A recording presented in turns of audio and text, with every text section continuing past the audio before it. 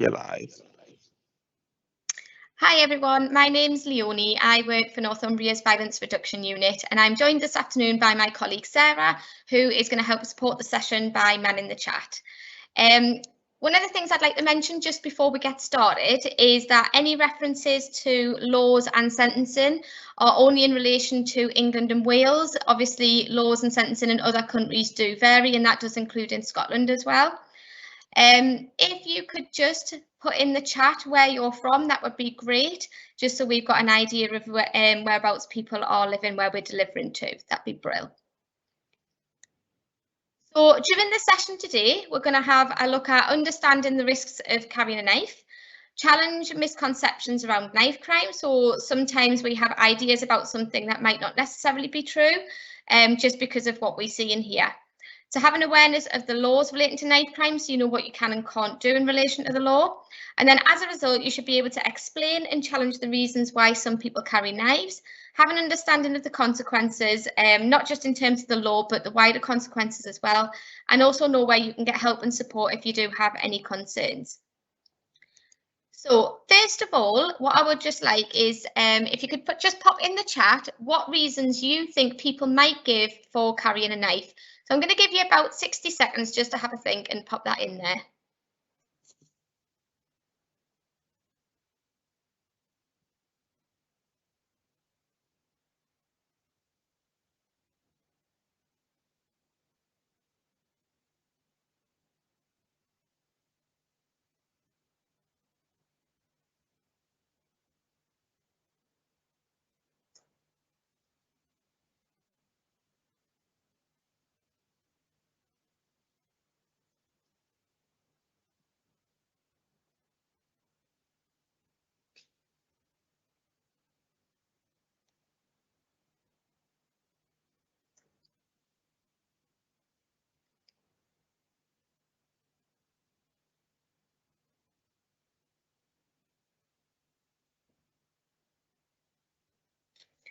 Okay then, so Sarah, do we have any reasons given? Yeah, we've got perhaps because their friends do, or maybe for protection. Yeah, both very good answers, both definitely reasons that, you know, young people give. So thinking about that thing that friends are carrying knives, other people are carrying them, what we find is that sometimes young people in particular think that it is more common than it actually is, you know, because of the things that they're reading about, or you know, because they haven't had any real information about it. They just only see that people are carrying them. So the fact is that actually 99% of young people between 10 to 29 don't carry a knife. So it's certainly a misconception that that everybody else is doing it. The most common reason though is self-defense and self-protection. So for whatever reason that might be, somebody might decide that in order to look after themselves, to keep themselves safe, they feel that they need to pick up a knife. Now, the reality is that actually it has the opposite effect. It makes them more likely to be involved in a violent incident. And actually that knife can be taken off them and used against them. And it means that they end up in A&E and they've been stabbed with their own knife. The other thing is it's actually not a defence in law. So it means that if that person is arrested, even if they say, you know, that they've been threatened and that's what's led to them carrying it, it isn't a defence and they would still be prosecuted as well. So another reason might be given is to retaliate and threaten. So it might be that somebody's not very happy with somebody else's behaviour and they feel that they need to threaten that person to get them to stop. The reality is that actually that could come with a very hefty prison sentence. The maximum sentence for possession of a blade in this country and in Wales is 4 years in prison. So that is a long time, you know, when you think that hasn't actually been brought out and used at all. And finally, one of the other reasons we find that young people carry knives is for popularity or peer pressure, so maybe it's to fit in. And that's, you know, particularly prevalent within gangs, but certainly not just related to gang behaviour. But, you know, are those people really going to be there to support that person if they get caught? Quite often not. And if that person goes to prison, one of the other things that can happen is that those friends will have moved on. So when they do come out of jail, obviously their friends are no longer around, they're doing other things. So they're going to have a little think now about the law. So I just want you to take a minute to have a think about that and, you know, come up with any answers as to what the law might say about carrying a knife.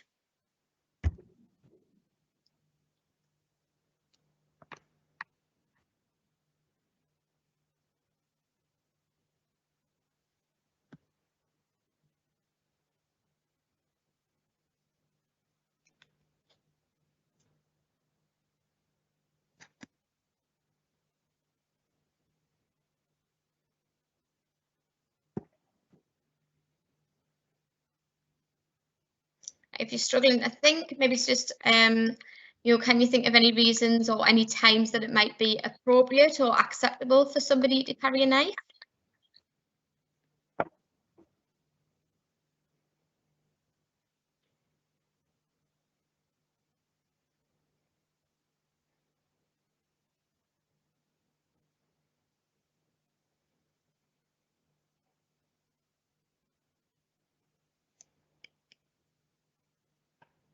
Okay, Sarah, do we have any answers, any suggestions?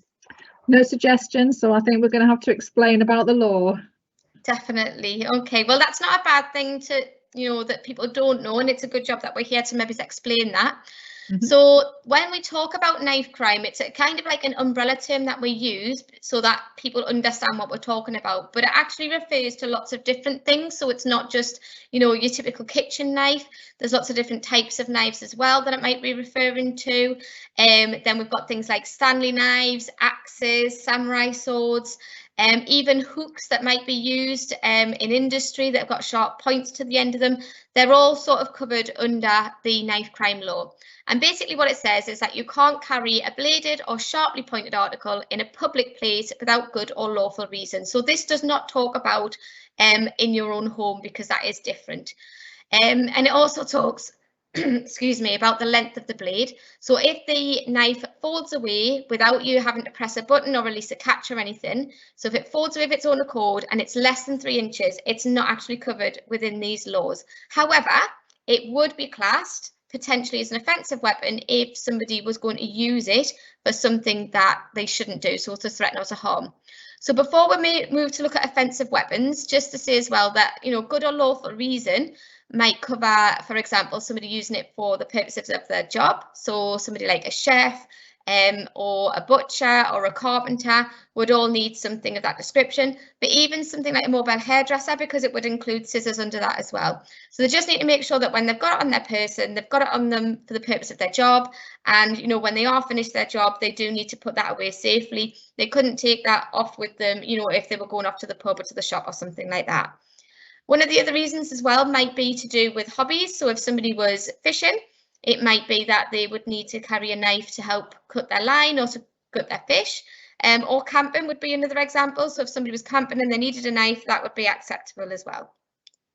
So when we talk about offensive weapons, there are 3 types, and it's basically anything that can cause an injury to a person. So you've got something that's made, so that's made specifically to cause harm and doesn't have any other type of use. Something that's adapted, so a normal everyday item where it's been changed in some way. And then intended, so that's something that it could be anything that's picked up and used to cause harm or to threaten someone. So another part of the law is that you can't sell a knife to anybody under the age of 18. So if you were to go to the shop and try and buy some cutlery or a pair of scissors, if you are under the age of 18, then you should not be sold that, and that does apply online as well. You also can't use a knife in a threatening way, and that does sound like it's pretty obvious, but sometimes, particularly with younger people, they don't understand that that is still a criminal offence, and they think that, unless they're intending to cause physical harm, they think that it's okay when actually it's not. So another part just to cover in terms of the law is about stop and search. So if somebody was stopped by a police officer or a PCSO, it's perfectly okay for them to ask you your name and where you're going, and they don't need a reason to do that. If they wanted to carry out a search, so if they suspected somebody had something on them, then a PCSO would have to be in uniform. A police officer doesn't, but they obviously would have to identify themselves and explain who they were. And they would need a reason. They can't just search anybody. They need some sort of reason to do that. And they would need to explain what it is that they're expecting to find and why they're carrying out that search, and then provide you with a copy of that as well, so you would, have some sort of record. And that does also apply to any vehicle that you're travelling in. So if you were in a car and they wanted to search the car, they wouldn't need a warrant to do that. The other thing just to point out as well is about school premises and also colleges and universities. There are specific laws that cover those venues, and what it means is if staff who are on those venues think that you're carrying something you shouldn't be, so whether it's an offensive weapon, a bladed article, or even a corrosive substance, so something like ammonia, then they are actually legally allowed to carry out that search to ensure that, you know, they're keeping everybody safe. And that doesn't just apply in the building, but any of the grounds as well. So, you know, maybe it's like a school field or something. So hopefully you'll have a little bit more information now about the law and what is and isn't acceptable. So the next thing I'm going to talk about is joint enterprise. So joint enterprise basically means that if a number of people are involved in any sort of part of an offence, they can actually be charged with the main offence. So they might have had a smaller role in sort of committing that crime, but they can be grouped together and charged with the same offence as the main offender. So it doesn't just apply to murder, but what we're going to talk about now is a case where somebody was murdered, and it will just be used to highlight an example of how it can be applied. So the lad that you can see on the bottom there is Ben Kinsella. So in 2008, Ben was murdered. He was 16, he'd finished his GCSEs, he'd gone out to celebrate, just like, you know, a typical 16-year-old would do. Now, Ben wasn't a troublemaker, he wasn't somebody who went out looking for fights or anything like that. But whilst he was in a bar, one of his friends got involved in an argument with somebody from another group. Now, this other group ended up being kicked out of the bar, and they were clearly unhappy about that. So when Ben and his friends left a little while later, they were actually followed by this group. And Ben became separated from his friends, and 3 of the other group actually followed him. And it resulted in one of them stabbing Ben to death. Now, joint enterprise was used to ensure that actually all 3 of them were found guilty of his murder. So although the other 2 hadn't actually stabbed him, because of their involvement, they were also found guilty of the most serious possible offence. So they were given life sentences, and what happens with a life sentence is you're given a minimum amount of time that you have to spend in prison. So at the end of that time, then you can apply to come out of prison, and it could be granted or it could be denied. And if it's denied, you have to wait a while and then apply again. If it is granted, then what that means is that life sentence doesn't go away, it's still there. But it means that if you breach any of the conditions or you commit another offence, then you will be returned to prison to serve that sentence. So the individuals involved in that case were sentenced to 19 years, so they're obviously still in prison today, still serving that sentence, even though it happened back in 2008. So I'm going to play a short video for you now. This is Mark's story, and just to highlight, there is a little bit of sort of blood at the end. Obviously it's not real, it's imitation, but it's just to point that out to you.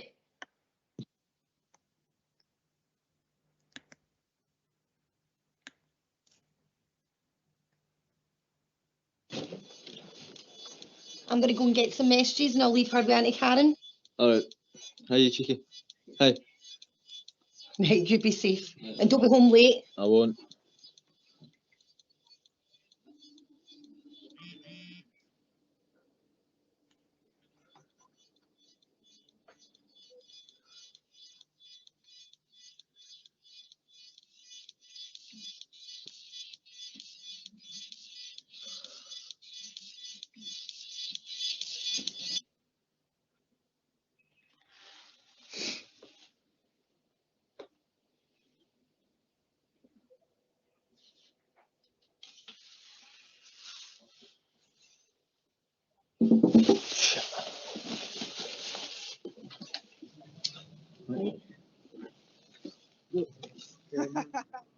Furia's our best pal, Ian. See if he tries any shit in it, don't stop him for that, mate. You need to tell because you're scared of him. Yeah. He's feeling man scared. I know. Hey, there I got you. Great, man.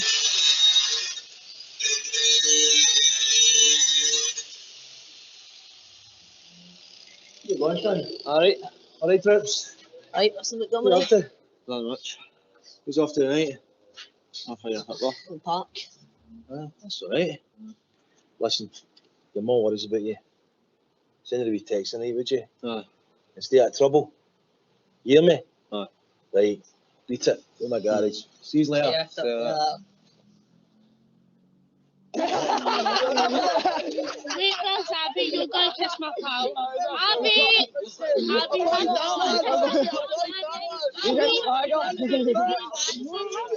Abby! Hey, you're doing it. Right. Oh, you got it. I'll get you that part. That's very good.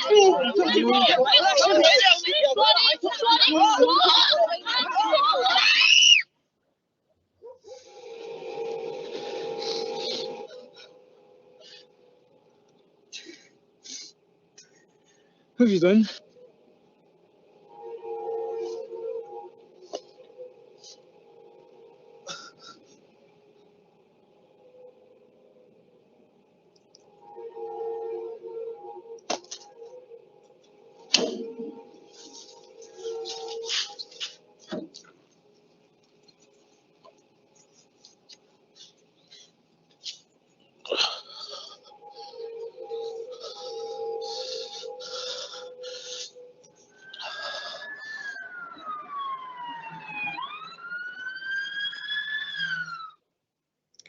So the purpose of that video is just to highlight that, you know, the victim and the offender aren't the only ones that are impacted by knife crime. There's obviously that ripple effect of other people who are affected by the crime. So what we're going to do now is we are going to have a look at some of the consequences and some of the ways that a knife-related crime can affect different groups of people. So we're going to start off with the victim, and what I'll do is I'll just allow a minute. So if anybody wants to put anything in the chat, they can obviously just put in how they think the selected group would be affected. So we'll start with the victim. So if you can think of any ideas of how the victim might be affected by knife crime.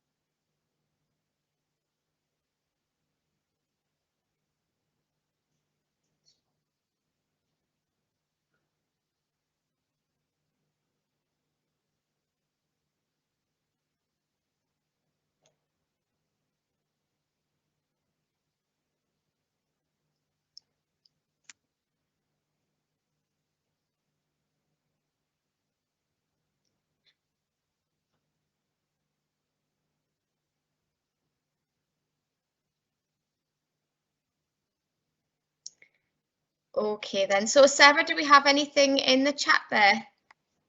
So we've got that they could die, and that there could be serious mental health complications for them. Yeah, definitely. So thinking about the victim, the most serious thing that could happen to that person is that actually they lose their life. But that doesn't always happen, and sometimes the victim can be left with really serious injuries that affect them, you know, for years and possibly even the rest of their life moving forward. So it could be that they've got injuries to an organ in their body, or it could be that they've got some sort of disability that they've been left with. And those things can actually be painful as well. So it might be that they're on pain medication or some other type of medication as well for a long period of time. So thinking again about those mental health issues, that's absolutely right. And it's really significant because sometimes people do recover from their physical injuries, but can actually be left with these long-term mental health issues as well.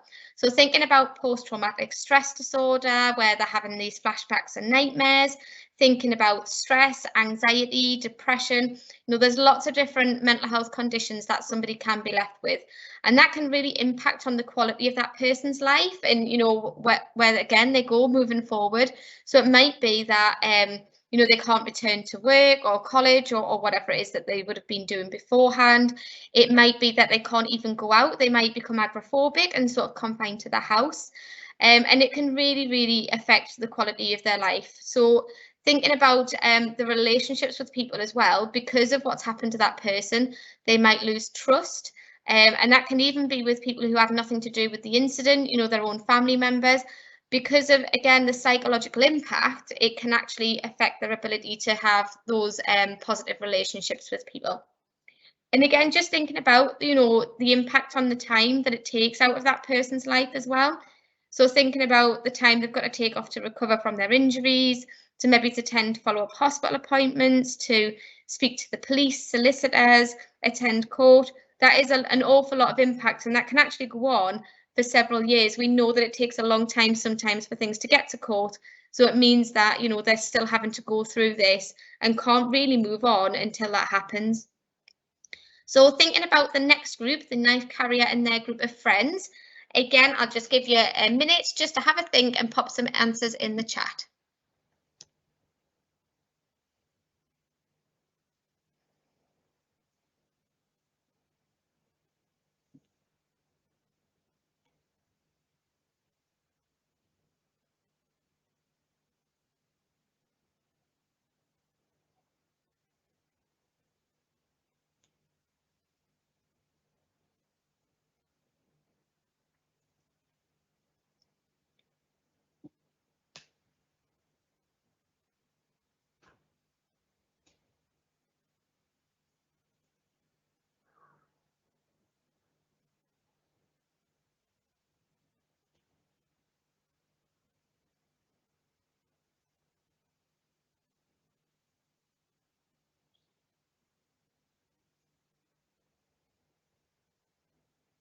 Okay then, so Sarah, did we have any answers for that one?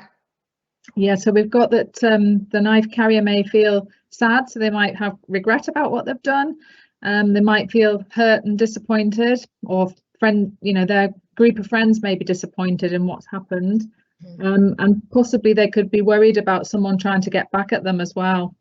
Oh, that is a good one, definitely. So we'll go through, because we have got quite a list here as well. So thinking about the consequences from a legal perspective, so that person is likely to go to prison depending on what they've done, and those prison sentences are really lengthy, as we've sort of looked at briefly during the presentation. And that is because, you know, we take knife crime really seriously. It's not a very nice offence to have committed against you. What tends to happen as well is obviously anybody who is convicted of a crime will be given a criminal record. Now, sometimes for a first offence of possessing a knife or whatever that blade might be, sometimes that person might not go to prison. And especially with younger people, we want to try and change their behaviour. And, you know, it's not a great place to do that when they're in prison. So they might be given a referral to youth offending, so they get that work done with somebody who is a professional, and they might have to do some reparation as well, where they do some work out in the community. However, if somebody is caught for a second time and convicted of possessing either an offensive weapon or a bladed article, they will go to prison. It is a mandatory prison sentence. So one of the other things that was mentioned there was about the guilt and regret and that remorse that people might feel. So what we know about people who carry knives is the majority of those people don't actually intend to use it to cause harm. They're just carrying it because it makes them feel safer. Now, unfortunately, sometimes they get themselves into positions where, you know, something might kick off and they get it out and it does get used, and they're not prepared for what comes next. They've never really intended to go out and hurt somebody, but then they have to live with the fact that actually they have, and they've also got guilt and regret about, you know, what they've done to their family and what they're putting their family through as well. So just going back to that criminal record as well, just to point out that actually that criminal record can affect lots of other aspects of life. So getting into college, university, or getting a job can be affected if you've got a criminal record. You could actually be refused access to those courses, or to actually getting a job. So there's lots of jobs where people have to have police checks carried out, and quite often if something like this comes up, they would not be able to be employed within that job. It doesn't matter how good they would be at that job, because of the type of offence, they just wouldn't be allowed to work there. Thinking about travel as well, having a criminal record can really restrict your ability to go out and explore the world. And sometimes these offences could be committed years and years ago, and it still sticks with that person. So when they apply for a visa to go to another country, that can be denied. And then obviously, you know, they can't go on holiday. So, you know, somebody might have a family, and, you know, it might be that they committed an offence when they were 18, 19, they've maybe turned their life around, they've got a job, and, you know, they've got a house and they've got a family and all the rest of it. And then they want to take their children off to Disney World, and they can't because they've got this criminal record. And they then have to explain that to their family, who might not even know that they've got a criminal record because that happened so long ago. One of the other things that can happen, as we mentioned earlier, about the number of people who end up in A&E that have been harmed with their own weapon, obviously all of the impacts of the victim can also apply to the knife carrier and their group of friends, because they can go from being the offender to the victim. So all of those other injuries, mental health issues and impacts can affect the knife carrier as well. So just moving on to family and friends then. So I'll just give you a minute just to have a think about what the consequences would be, and just pop something in the chat.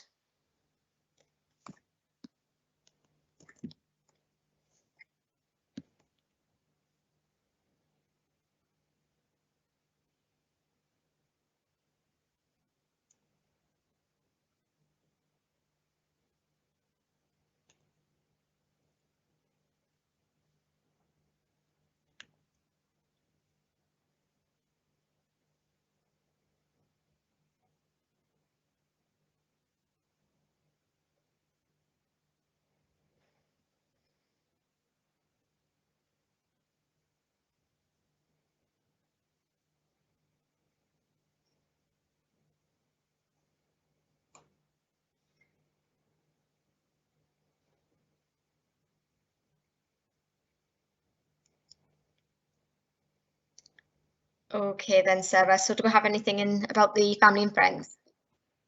Yeah, so we've got that the family and friends could also feel disappointed and hurt.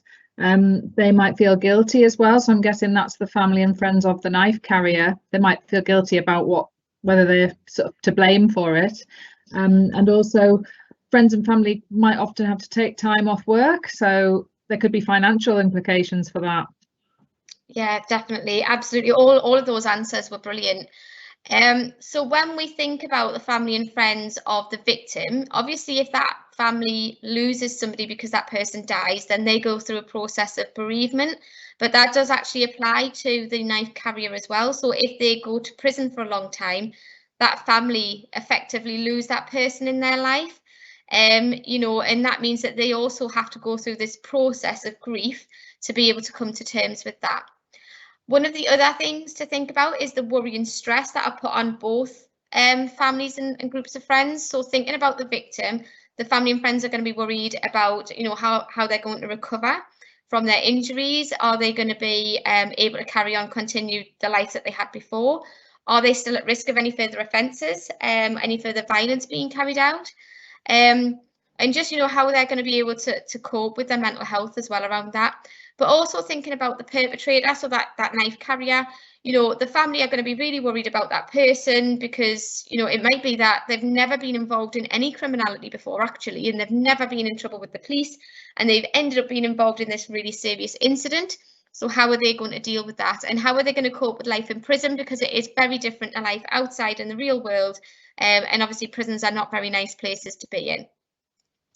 So thinking about life at home, whether we're thinking about the victim or the perpetrator, we can see an increase in aggression and tensions at home. So, you know, the victim, because of their, you know, their experience, they can become really angry or upset. Family might get frustrated with them. And then thinking about, you know, the person who's committed the crime, they might be in prison, but, you know, their family is still left to pick up the pieces. And it might be that, you know, one family member wants to continue to have a relationship with them, wants to go and see them in prison. Another family member doesn't, and they want to disown them. And that can lead to arguments and frustration again with that group. So the family as well. So this is more to do with the knife carrier. So their family could feel really embarrassed and upset. And like Sarah said, somebody's mentioned in the chat, they could feel guilty because you know, they can apportion blame to themselves for what's happened, especially parents, because they'll be thinking, well, you know, what have I done as a parent? What have I done wrong that has led to my child committing this crime? And it can be really difficult for a family to come to terms with what that relative has actually done. So another way that the family of the perpetrator can be affected is that they might feel threatened. So it may be that there's further retaliation about what that family member's done. And because that person's in prison, nobody can get to them, so they turn to the family and they take it out on the family. So they might then actually have to move house because of the level of those threats. They might not be safe in their own home anymore, and they might have to move away, and that has happened. It is very rare, but obviously, you know, it's something just to point out.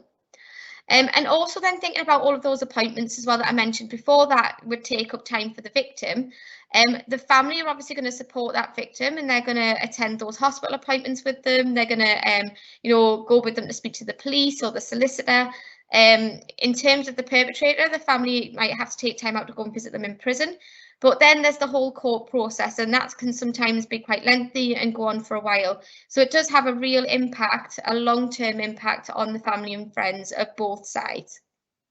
And then finally, the next group is the community. So just have a think about how the community would be affected by a knife-related incident. And again, I'll just give you a minute to have a think.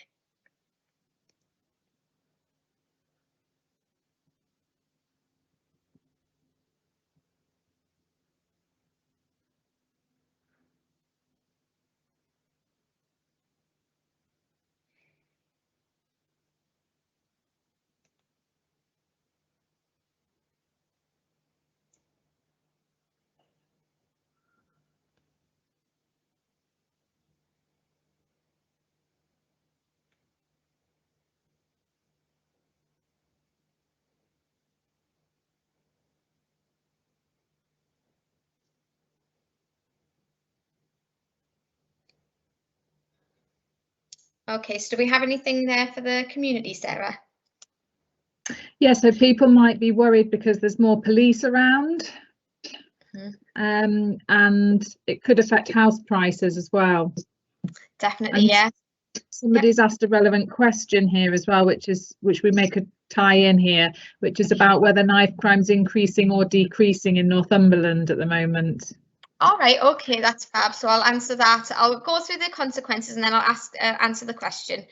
So just thinking about the area where something's happened, the area can get a poor reputation. So that will have an impact on the house prices, because if somebody is not wanting to live there anymore because of what's happened and they're trying to move out of the area, they're trying to sell the house, but nobody wants to come and live there because they've heard about this incident, then that means their house price is going to have to be put down so that they can try and sell it.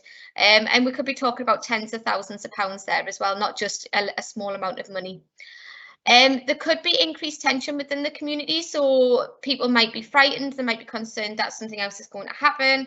It might be that the two families of those involved live on the same estate, and that can then create the tension, which can then become even worse and lead to neighbourhood feuds. So that's where things tend to escalate to further violence, because there's this sort of tit for tat sort of retaliation where, you know, somebody will do something, so the other party will then go after them, and then it'll just go backwards and forwards. So parents then might become concerned as well if something's happened in the area where they're living. They might not want their child to go anywhere near that place, because they'll be thinking, well, you know, what if it kicks off, or what if something else happens again? You know, it can't be safe down there. Now, as a young person, you know, if you went home tonight even and your parents said, right, you can't go to this place anymore because of this incident, that could be really upsetting. It could make you feel angry and frustrated. So that could then impact on those relationships at home. But at the end of the day, it's obviously because the parents are really concerned and they just don't want anybody there to hurt.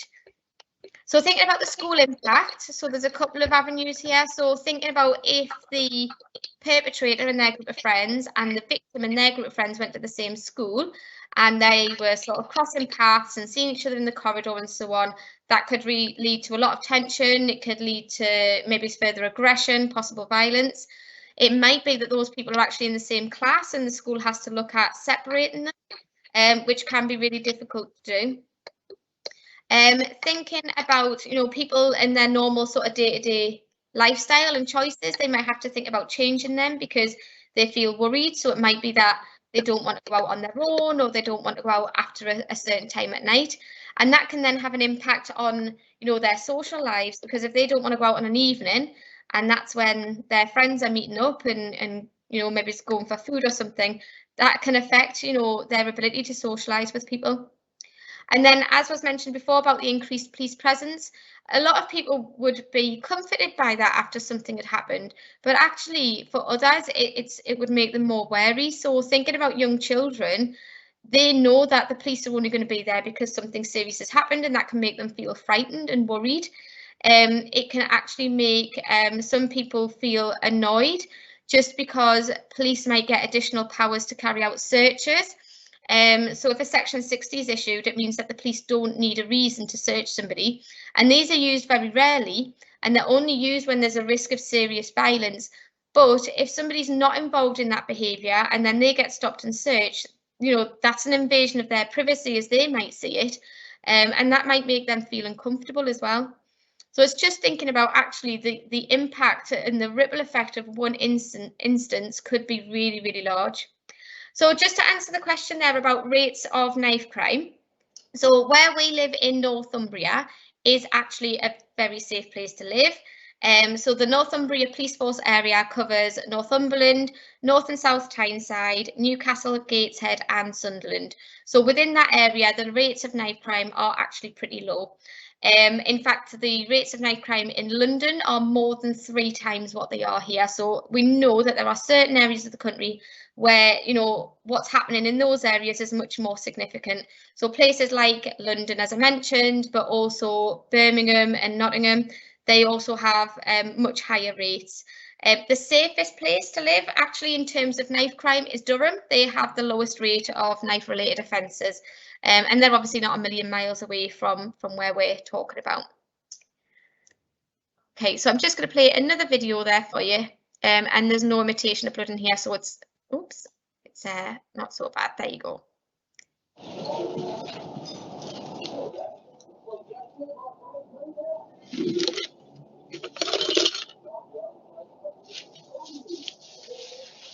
See you later, Mum.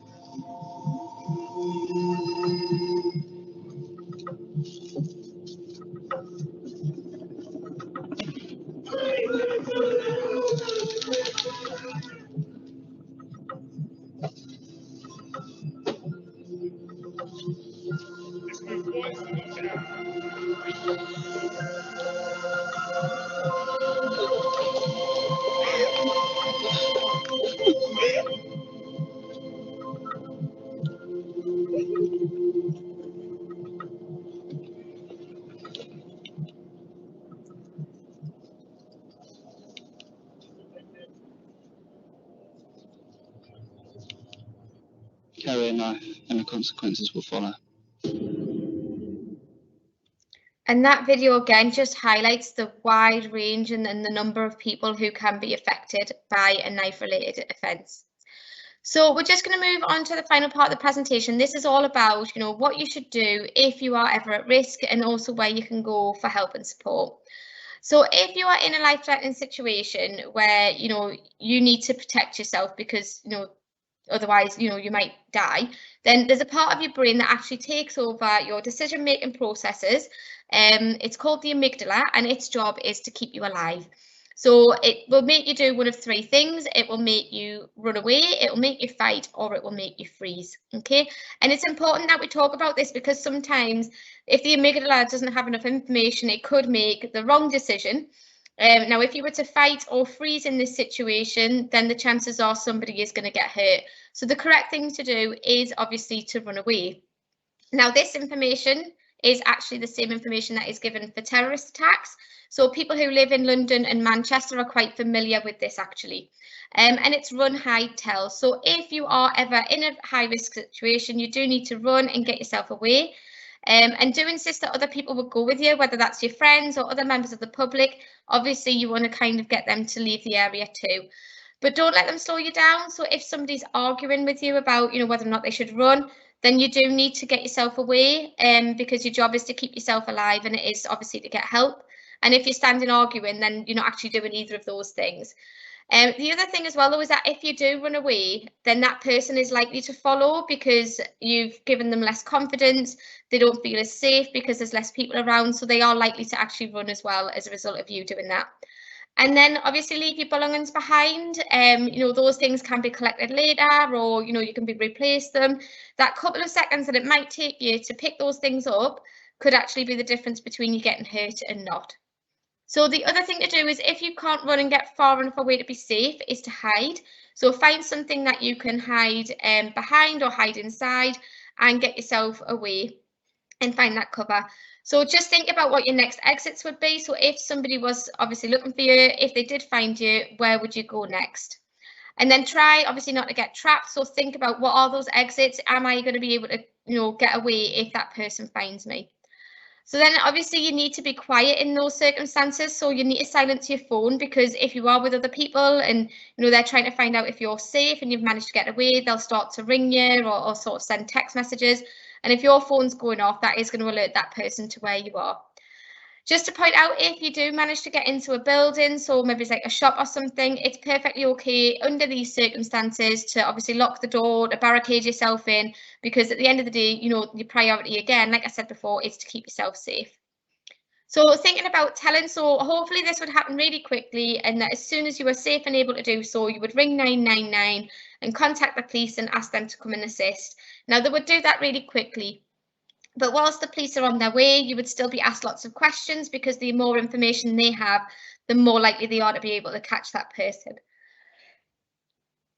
So just thinking, you can see there in red, it says What 3 Words. Now, What 3 Words is a really useful app, and basically the whole of the UK has been split into 3 metre by 3 metre squares, and each of those squares has 3 words to identify it.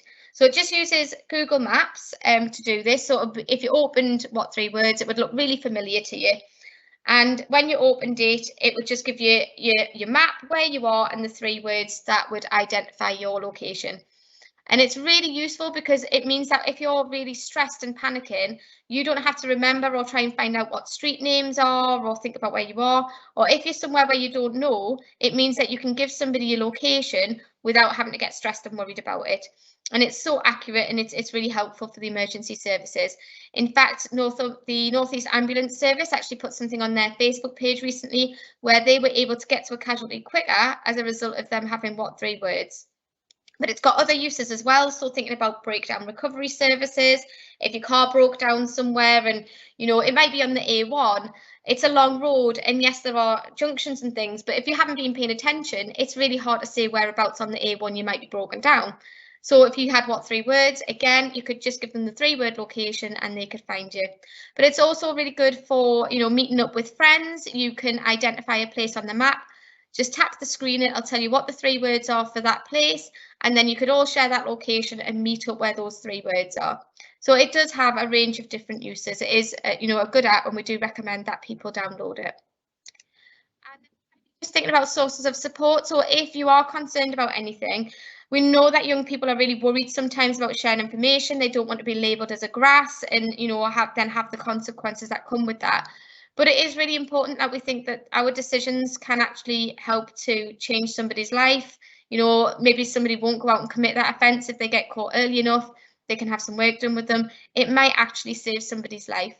So think about the adults in your life that you trust. So whether that's family members, your scout leaders, you might attend other clubs and groups. So there might be instructors there, or football coaches and things like that. Somebody that you can feel that you can rely on. And again, obviously within schools and colleges, there are plenty of staff within there who can support. Just make sure it's somebody that you feel comfortable talking to. In terms of the police, obviously if it's an emergency, it is 999. So if you've got an immediate concern about somebody, you know, in terms of their life being at risk, then you do need to contact the police. Also, you can ring 101, which is the non-emergency number, and that allows you to share information. And you can also do that online as well. So they do have a reporting system where you don't have to speak to somebody. You can just explain what that information is, and they will obviously deal with that. So Childline is another service that you can access where they can provide you with some support and some advice. It's not just in relation to, you know, incidents in people's homes where they might be suffering from abuse or neglect. They actually support with a whole range of different issues. There are quite a number of websites now that relate to knife crime and give further information, but one that we recommend is Knife Free. That's a specific campaign website around sort of not carrying knives and what you can do. And then the next one is Fearless. Now, Fearless is part of the Crime Stoppers charity, and this is their website or their arm, which is specifically designed for younger people. And basically, it allows you to report information to the police completely anonymously. So they don't work for the police, they're not part of the police, they're completely independent. So if somebody was to contact them by phone, the phone number doesn't appear, they have no way of tracing that phone number. And if somebody used the internet, their IP address is scrambled, so they again can't trace the person that's contacted them. So even if they had any questions about the information you've shared, they can't come back to you about that. So basically, anyone who contacts Fearless would be able to share that information, whatever it was they wanted to report. And then the members of staff at Fearless will check it twice by 2 different people to ensure that there is nothing that you put in there that could identify you. So obviously the basics like name, age and gender would all be removed, but also things like, you know, if you said it was like your best friend or your next door neighbour, that would also be taken out because they don't want, you know, anyone to find out where the information's come from. Once they're happy that that is completely anonymous, they will then forward it to the police for the police to action. So it is a very, very safe way for people to be able to share information without the concern of any sort of comeback from that. And then finally, victim support. If anybody has been the victim of a crime and they would like some support with that, whether that's to do with reporting it, the court process, or dealing with it afterwards, then do get in touch with victim support for that help. Okay, so that is the end of the presentation. Thank you very much for your time. Are there any other questions, Sarah? There's a question there about what age group is most likely to be involved in knife crime. I'm not sure if we've got up-to-date stats on that or not. Not specific up-to-date information, but the peak age for carrying a weapon is 15.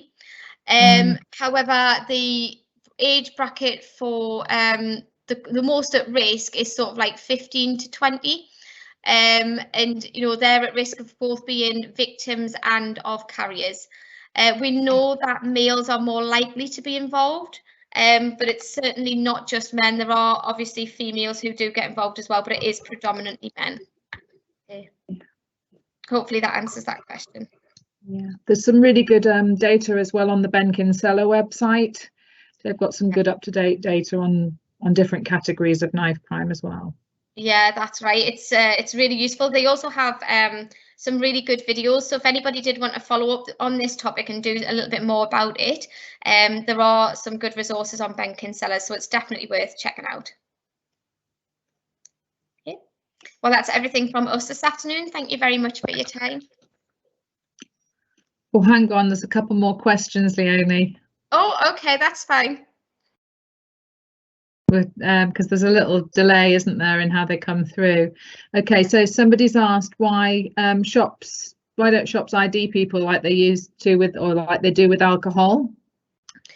So as I mentioned earlier, there is an age restriction of 18. So if the shopkeeper is concerned that that person is underage, then actually they should be checking their ID just like they do for alcohol and stuff. So just to give you a little bit more information on that, recently there was a police operation called Operation Scepter. Now, Operation Scepter runs twice a year and it runs across the whole country. So within Northumbria, one of the things that Northumbria Police did was they used the police cadets to go and carry out test purchases in shops. So they carried out 16 test purchases and 3 of those failed. So the rest, what that means is they didn't serve that person the item they were trying to buy, but there was obviously 3 that did. So the police will obviously action that and decide what they're going to do with those shops who obviously have sold the things they shouldn't have done. Excellent. And somebody's asked if we know how many people get locked up for knife crime, so actually going to prison. I think that's a hard one, isn't it? Yeah, the data is actually accessible and available to everybody. So, but I haven't been through it recently to have a look. But if you look on the Office for National Statistics, they have every year they do a report and it looks at all of the different things and it looks about you know, how many offences there've been, but also how people have been prosecuted.